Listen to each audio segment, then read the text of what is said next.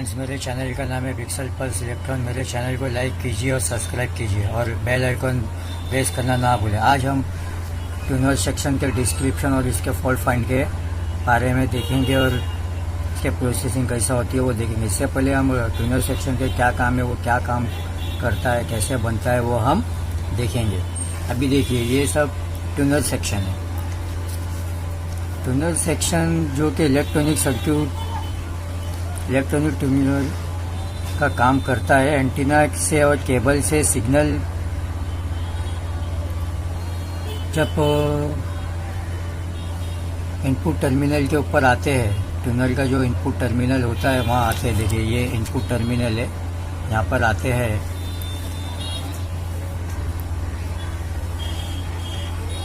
Cable के signal tuner के input terminal के ऊपर आते हैं। ये इनपुट जो टर्मिनल है यहाँ पर आते हैं। आने के बाद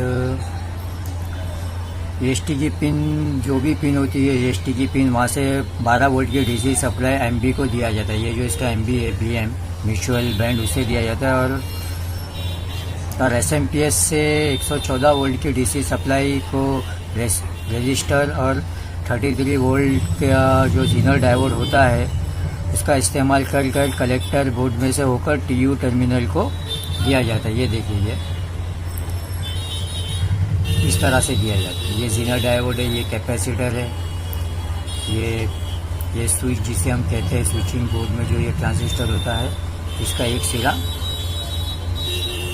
आईसी से जुड़ा हुआ होता है। ये जो आईसी मैंने यहाँ बताया उससे जुड़ा हुआ होता है। और यहाँ से सिलेक्ट सब जो भी चैनल होते हैं यहाँ से ही सिलेक्ट होते हैं। सिलेक्टर बोर्ड में से होकर ट्यूनर के यूबी एचबी, ये जो यूबी एचबी जो है, एलबी टर्मिनल में से किसी एक को 12 वोल्ट की सप्लाई मिलती है। ये जो बीएल, बीएच, पीयू, ये जो हाई बैंड, लो बैंड और वेरी हाई बैंड के किसी एक को 12 वोल्ट की सप्लाई मिलती है। और सभी सप्लाई और सिग्नलों को मिलने पर ट्यूनर काम करता है। और आईएफ टर्मिनल पर 38.9 मेगाहर्ट्ज की और वीएफ सिग्नल 33 मेगाहर्ट्ज का एसआईएफ सिग्नल हमको मिलता है। इस सिग्नल्स के अलावा हमको दूसरी फ्रीक्वेंसी वाले सिग्नल भी मिलते हैं जो चैनल में इस्तेमाल होते हैं। उसके वोल्टेज के हिसाब से, जैसा वोल्टेज और फ्रीक्वेंसी के ऊपर जो वोल्ट और जो चैनल जो फ्रीक्वेंसी सेट की होती है, वही चैनल हमको टीवी में देखने के लिए मिलते हैं। और ये सब जो ट्रांजिस्टर मैंने आपको यहाँ पर बताया हूँ, ये देखिए 1, 2, 3, ये सब ट्रांजिस्टर एनपीएन ट्रांजिस्टर है, जिनके बेस आईसी से जुड़े हुए होते हैं। और कलेक्टर जो होते हैं वो बीएल, बीएम और बीएस से जुड़े हुए होते हैं। और इनको 12 वोल्ट की सप्लाई जो है, इनके बीएम से ही जो ये ईएसटी की जो पिन होती है, ईएसटी से 9 वोल्ट या 12 वोल्ट ईएसटी से देते हैं। और जो यहाँ पर पहुँचते 5 वोल्ट हो जाती है बीएम तक। और यहाँ से ही वोल्ट जो है सबको रेसिस्टर के ज़रिए 5 वोल्ट की सप्लाई यहाँ पर दी जाती है। ये डायरेक्ट जुड़ा हुआ है और एक दूसरा रेजिस्टर लगाकर यहाँ से यहाँ पर जोड़ा गया। यहाँ पे पीएनपी ट्रांजिस्टर भी इस्तेमाल होता है। उसका वो मैं अलग से बताऊंगा। वो भी सब सेम ही है, खाली ट्रांजिस्टर के अंदर जो 12 वोल्ट की जो सप्लाई होती है वो, ये देखिए 12 वोल्ट की जो सप्लाई एमबी से होते हुए एमीटर पे भी जा रही है। सब बीएल, यूबी और एचबी का जो बैंड है, और वहाँ से इसके बेस से भी जुड़ी हुई है। और बेस जो है सिलेक्टर बोर्ड से जुड़े हुए हैं। और इसके नीचे का जो ये है, ये आईसी से जुड़ा हुआ है। मतलब आईसी के अंदर से ही काम होता है। और पहले के जो टीवी आते थे उसके अंदर पहले डायरेक्ट सिलेक्टर बोर्ड से जुड़ा हुआ होता था।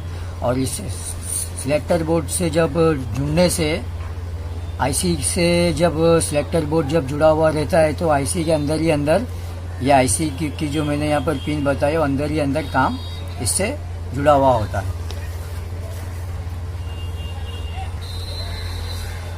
आईएफ आईएफ सेक्शन के अंदर जब हमको ये मिल जाता है आईएफ सेक्शन में, तो प्री एम्पलीफाइड ट्रांजिस्टर एक होता है और एक 100 फिल्टर सरफेस ऑब्जर्वेटिव वेव फिल्टर जो होता है, और आईसी के जो कुछ पार्ट्स का इस्तेमाल यानी कुछ पिन का इस्तेमाल इसमें होता है। ट्यूनर से आने वाली सभी फ्रीक्वेंसी के सिग्नल को एम्पलीफाइड ट्रांजिस्टर के बेस पर दिया जाता है। ये जो देखो ये एम्पलीफाइड ट्रांजिस्टर का बेस है, ये पुश पुल एम्पलीफायर के जैसा ही होता है थोड़ा बहुत, इसके बेस पर दिया जाता है और कलेक्टर से आउटपुट हमको यहाँ पर मिलता है। और कलेक्टर पर मिलने वाली सभी फ्रीक्वेंसी के सिग्नलों को 100 फिल्टर के, ये जो 100 फिल्टर है इसके इनपुट पर दिया जाता है, और 100 फिल्टर अन्य दूसरी फ्रीक्वेंसी के सिग्नल को आगे जाने नहीं देता है, और इसके आउटपुट पर हमको सिर्फ 38.9 की मेगाहर्ट्ज की VIF सिग्नल और 33.4 मेगाहर्ट्ज की SIF सिग्नल मिलती है। और 100 फिल्टर का इस्तेमाल टीवी के अलाइनमेंट के इस्तेमाल की वजह से टीवी के अंदर अलाइनमेंट का इस्तेमाल नहीं करना पड़ता है। 100 फिल्टर के आउटपुट पर मिलने वाले सिग्नल आईसी की जो पिन होती है, ये देखो ये आईसी की पिन है, उसके 2 पिन पर मिलती है, और ईएसटी की पिन नंबर 7 की पल्सों से बनने वाले 12 वोल्ट जो है आईसी को दिए जाते हैं। ये देखिए कोई भी एक पिन ले लो, इसमें ईएसटी की पिन से 12 वोल्ट आईसी को भी अंदर ही अंदर जो उसका काम होता है, जो भी सर्किट अंदर पल्सों को इस्तेमाल करने के लिए हर सेक्शन के लिए वो 12 वोल्ट भी देना पड़ता है फ्रॉम ईएसटी।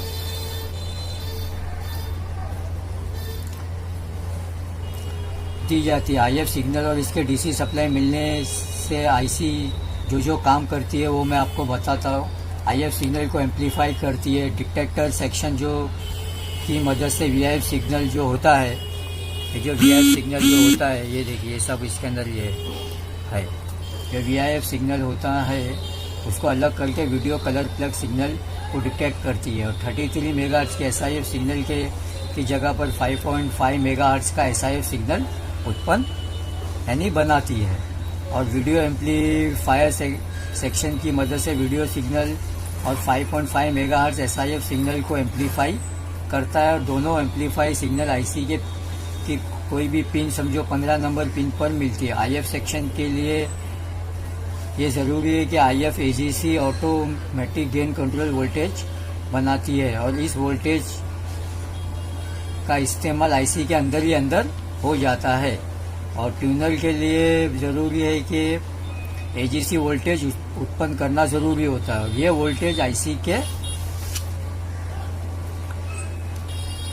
जो एएफटी जो होता है उसको बनाना ज़रूरी होता है। यानी एएफसी ऑटोमेटिक फ्रीक्वेंसी कंट्रोल को वोल्टेज बनाना ज़रूरी होता है। इस वोल्टेज की मदद से आईसी अंदर ही अंदर काम करती है। और ट्यूनर के लिए ये भी ज़रूरी है कि एजीसी वोल्ट भी बनाए। पहला एजीसी वोल्ट बना लेती है, फिर एएफसी वोल्ट बनाती है, फिर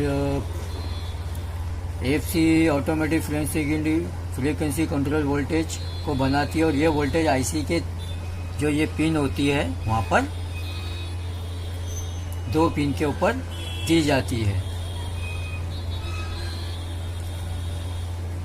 और ट्यूनर के लिए एजीसी वोल्टेज जब बनाती है तो पिन नंबर 11 पर भी एजीसी वोल्टेज पिन नंबर 11 पर मिलती है। और ट्यूनर के एजीसी टर्मिनल को भी दी जाती है। जो पिन नंबर 11 जो होती है वहाँ से ही निकलकर एजीसी को दी जाती है।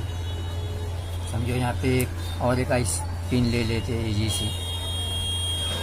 ये पिन से ट्यूनर वोल्टेज एजीसी वोल्टेज निकलकर एजीसी वोल्टेज यहाँ पर पहुँचता है। वैसा ही एएफटी और एएफसी यहाँ पर जुड़े हुए रहते हैं।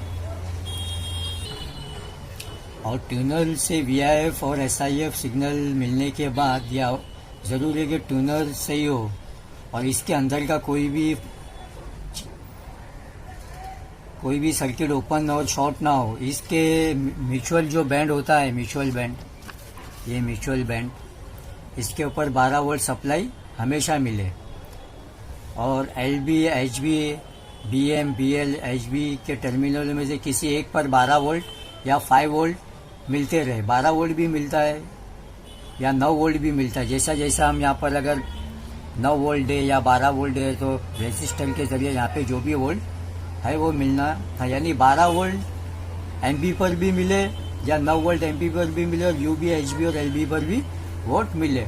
और टीयू टर्मिनल जो होता है इसका, टीयू टर्मिनल यानी ये वाला वीटी, इसके ऊपर 0.7 से 27 वोल्ट के बीच में वोल्टेज हमेशा रहे। और इसका मान ट्यूनिंग कंट्रोल जो होता है, ये ट्यूनिंग कंट्रोल को घुमाकर बदला जाता है। और एजीसी टर्मिनल पर कुछ वोल्ट डीसी उपस्थित हो, यानी मिलते रहे। एजीसी वोल्टेज हमेशा कुछ ना कुछ मिलते रहे यहाँ पर। तो और एंटीना के सिग्नल ट्यूनर के इनपुट, तो ट्यूनर का जो इनपुट होता है वहाँ पर मिलते रहे।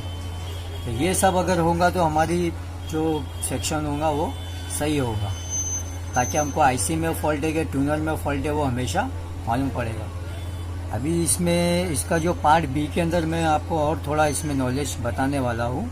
आप कंटिन्यू रखें, मेरे चैनल को लाइक कीजिए और सब्सक्राइब कीजिए और press the bell icon. Okay friends, thank you.